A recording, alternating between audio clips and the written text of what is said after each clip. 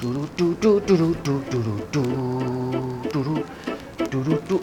töötä.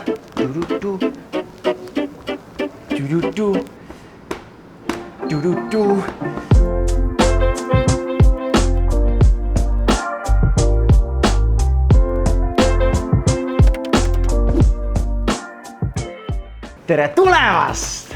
Hakkame valmistama eriti maitsvat mangolassi.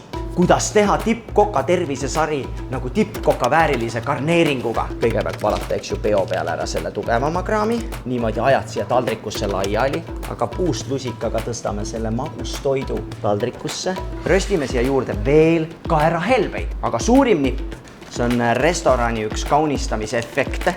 Nii et riisipaber. Vaadake kui ilus. Ise tegin.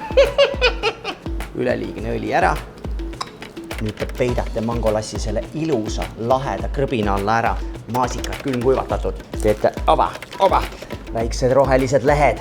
Veel puistame ka röstitud kaerahelbeid. No te vaadake kui ilus ja hõrn. See on lihtsalt kaunis. Seega, kui kodus sööte Joel Ostrati valmistoitu, siis vaadake, et see oleks ka restorani vääriliselt kaunis. Head isu teile!